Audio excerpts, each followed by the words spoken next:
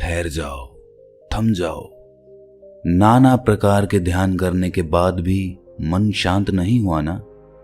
ध्यान की गहराइयों को छुआ? ध्यान से कुछ आनंद पैदा हुआ? नहीं। और जब ध्यान करके भी आनंद पैदा नहीं होता तो हम सोच लेते हैं कि ध्यान तो मिथ्या है, ध्यान में कुछ नहीं है, ध्यान से कुछ हासिल नहीं होता। लेकिन इतने महापुरुषों ने ध्यान की व्याख्या की है, ध्यान के बारे में लोगों को ज्ञान दिया है और बताया है कि जीवन के सत्य को जान पाने का एकमात्र रास्ता ध्यान है। तो कहीं ना कहीं ध्यान में सच्चाई तो बसती है। वो बात अलग है कि हम उसे पहचान नहीं पाते या ध्यान की गहराइयों में जा नहीं पाते, लेकिन उसका कारण हम स्वयं होते हैं। हमारी आदतें हमारे विचार का रूप लेकर ध्यान की गहराइयों में जाने से हमें रोक देती है। अगर आप गहरे ध्यान का अनुभव करना चाहते हैं तो जो आदतें मैं आज आपको बताने वाला हूं, अगर वो आप छोड़ देते हैं, आप त्याग देते हैं, तो आप ध्यान में आसानी से उतर पाएंगे। और अगर एक बार आप ध्यान में उतर गए तो बस फिर आनंद ही आनंद, मन में शांति ही शांति। आखिर वो कौन सी आदतें हैं जो ध्यान में रुकावट पैदा करती है? चलिए इस कहानी के माध्यम से समझते हैं। इससे पहले कि आप इस कहानी में खो जाएं, इस चैनल को सब्सक्राइब जरूर कर लें। तो चलिए कहानी शुरू करते हैं। बात उस समय की है जब भगवान बुद्ध नगर नगर घूमकर ध्यान का प्रचार प्रसार कर रहे थे। इसी काम के लिए उन्होंने बहुत से बौद्ध भिक्षुओं को भिक्षा देकर और ज्ञान देकर अलग अलग दिशाओं में भेज दिया था, जो बुद्ध की तरह ही अलग अलग नगरों में उनकी सीख, उनके ज्ञान का प्रचार प्रसार कर रहे थे। ऐसे ही एक बौद्ध भिक्षु उत्तर भारत के गांव में आया हुआ था। वहां पर रहकर वो गांव वालों को ध्यान की शिक्षा दीक्षा दिया करता था और वहीं से भिक्षा मांग कर खाया करता था। वो नित्य सुबह और शाम गांव के लोगों को बुलाकर ज्ञान के ऊपर उपदेश और ध्यान की प्रक्रियाएं कराता था। ऐसे ही एक दिन चंद्र नाम का युवक अपने बहुत सारे मित्रों के साथ वहां पर ध्यान करने के लिए आता है। लेकिन 10 दिन तक ध्यान लगाने के बाद भी उसके अंदर कोई आनंद पैदा नहीं हुआ। इससे उसका मन ध्यान से हटने लगा। लेकिन चंद्र बहुत ही दृढ़ संकल्पी आदमी था। वो कैसे भी करके ध्यान की अवस्था को प्राप्त करना चाहता था। इसीलिए एक दिन संध्या समय उसने उस बौद्ध भिक्षु से एक सवाल पूछा। चंद्र ने कहा कि गुरुदेव, आप हमें ये तो बताते हैं कि ध्यान करने के लिए किस तरह की जीवन शैली अपनानी चाहिए, क्या क्या काम करने चाहिए, क्या क्या आदतें अपनानी चाहिए। आप हमें सब कुछ बताते हैं, लेकिन फिर भी मैं ध्यान में नहीं उतर पा रहा हूँ। क्या आप मुझे वो आदतें, वो चीजें बताने की कृपा करेंगे जो मुझे ध्यान के लिए अपने जीवन से हटा देनी चाहिए? मतलब वो आदतें जो मुझे ध्यान में गहरे उतरने के लिए छोड़ देनी चाहिए।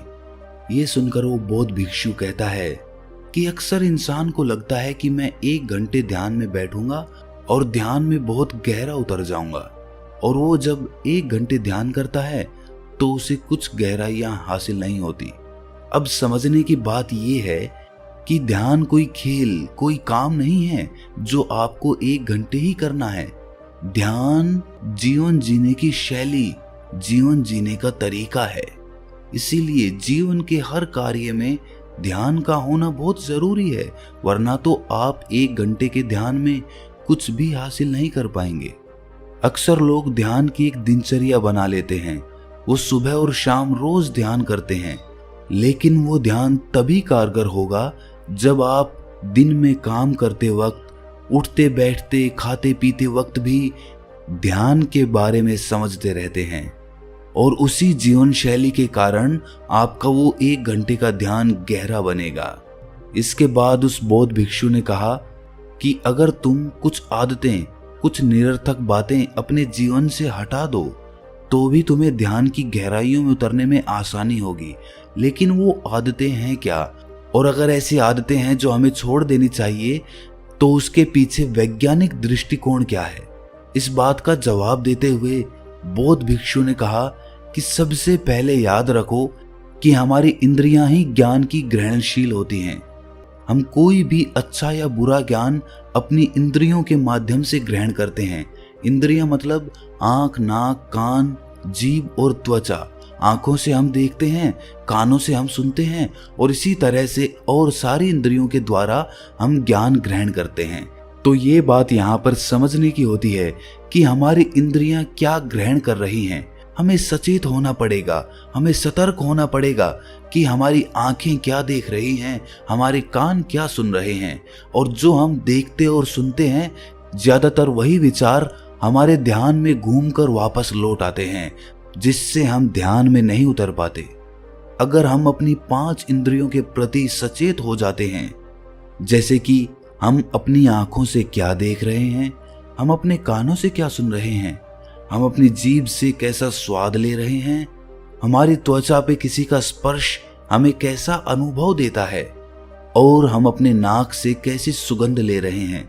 अगर हम इन सब इंद्रियों के प्रति सचेत हो जाते हैं तो हम निरर्थक ज्ञान को अपनी इंद्रियों के दूर से ही बाहर भेज सकते हैं। लेकिन वो तभी संभव होगा जब हम सचेत रहेंगे। जैसे कि हमें किसी ने गाली दी, हमें पता है कि हमारे कानों ने गाली सुनी, लेकिन हमने वो ली ही नहीं, हमने वो अपने अंदर जाने ही नहीं दी। और वही कान जब ज्ञान का उपदेश सुनते हैं तो वो पूरा ध्यान लगा देते हैं, पूरे सचेत होकर पूरे होश में वो पूरा ज्ञान ग्रहण कर लेते हैं। इसी तरह से और सब इंद्रियां हमें अलग अलग अनुभूति देती हैं। जैसे कि किसी वेश्या का स्पर्श और एक माता का स्पर्श, दोनों के स्पर्श में बहुत अंतर होगा, लेकिन अगर हम सचेत होंगे तो दोनों के स्पर्श को हम अलग अलग तरीके से अनुभव कर पाएंगे और ये देख पाएंगे कि किस स्पर्श के कारण हमारा मन अशांत होता है। और दूसरी आदत जो एक नवयुवक या कहें कि जो आदमी नया नया ध्यान करने लगा है, उसकी प्रक्रिया में बाधा बनती है, वो है संयम। हर इंसान, हर आदमी सब कुछ बहुत जल्दी पाना चाहता है और ये ध्यान के संबंध में भी सच हो जाता है। जब आदमी ध्यान करता है तो सोचता तो वो है कि मैं 1 घंटे तक ध्यान करूंगा, लेकिन वो 5 मिनट के अंदर ही ज्ञान की गहराइयों में जाना चाहता है। लेकिन ध्यान तो ठहराव है, ध्यान तो रुक जाना है, ध्यान तो ठहर जाना है, थम जाना है। जरा सोचिए, क्या जल्दबाजी करके हम ठहर सकते हैं? क्या ये दोनों चीजें एक साथ हो सकती हैं? जल्दबाजी, थम जाना? नहीं हो सकता, कभी नहीं हो सकता। अगर आप जल्दबाजी करेंगे तो आप कभी ठहर नहीं सकते, और अगर आप ठहर जाते हैं तो आप कभी जल्दबाजी नहीं कर पाएंगे। इसीलिए ध्यान में गहरे उतरने के भाव को, ध्यान से कुछ हासिल करने के विचार को, उस सोच को त्याग दो, उसको छोड़ दो, क्योंकि वही विचार, वही अनुभूति तुम्हें ध्यान की गहराइयों में ले जाने से रोक देगी। कुछ हासिल करने की सोच लेकर यहाँ पर कुछ हासिल नहीं होता।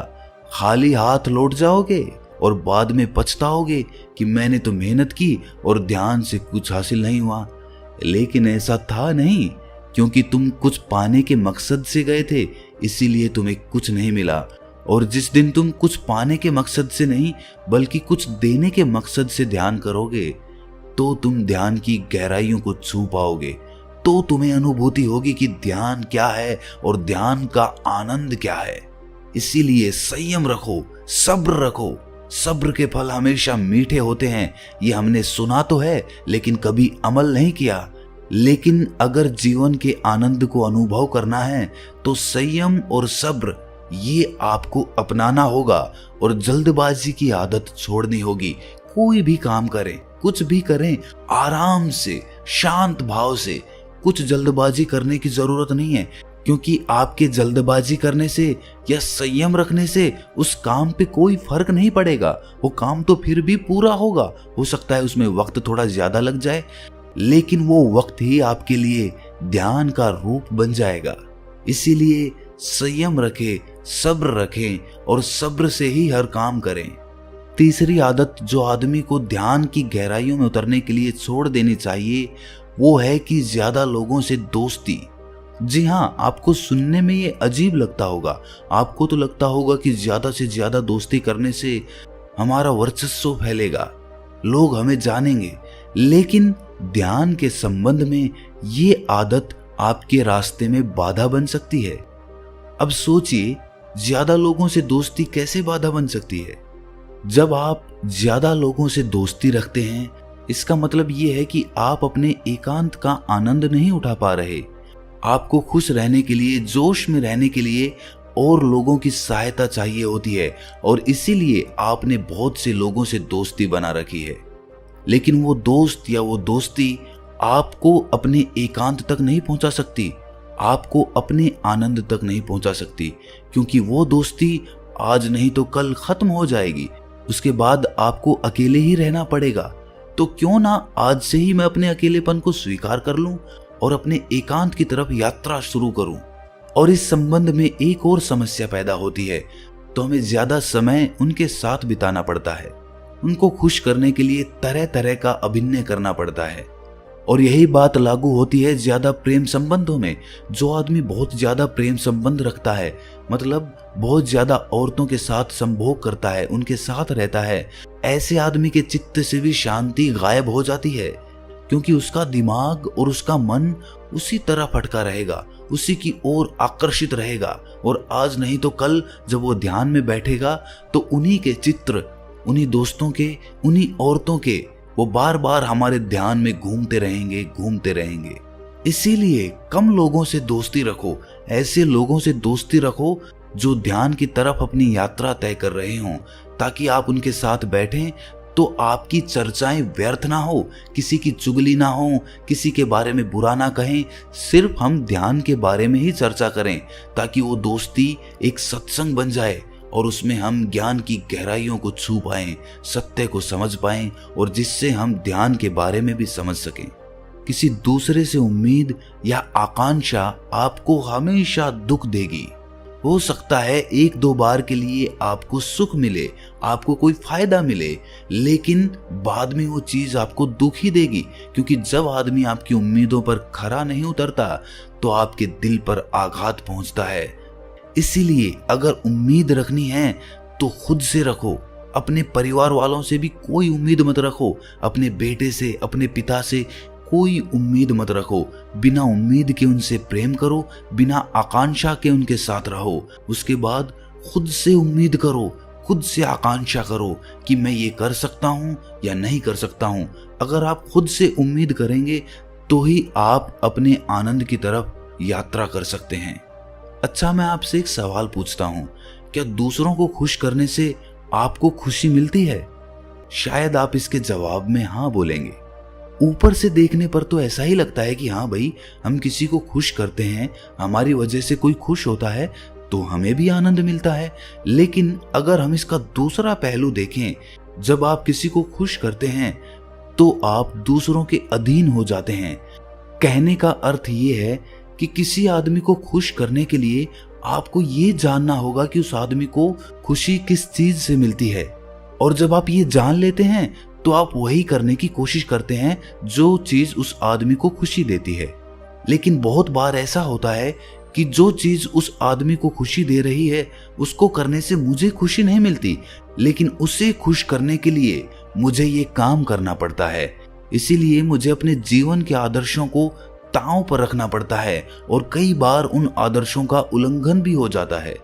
किसी को खुश करिए, खुश करना अच्छी बात होती है, लेकिन अपने आदर्शों और अपने मूल्यों को ताव पर रखकर नहीं। जैसे कि किसी मित्र ने हमें कोई भोज का निमंत्रण भेजा है, हम वहां पर जाते हैं, लेकिन साथ में वो हमें मदिरा और धूम्रपान भी करने के लिए कहता है, लेकिन हम करना नहीं चाहते, लेकिन उसको खुश करने के लिए हम वो काम भी कर लेते हैं, जिसके बाद हमारा मन अशांत होता है, शांति खो जाती है। अगर आपका मन मदिरापान करने का नहीं कर रहा है तो कोई मतलब नहीं बनता कि आप दूसरे को खुश करने के लिए वही काम करें जिससे वो खुश होगा।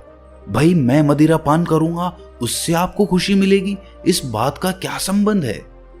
इसीलिए अज्ञानता के अंधेरे से बाहर आएं, समझें, देखें, विवेक का इस्तेमाल करें, बुद्धि का इस्तेमाल करें।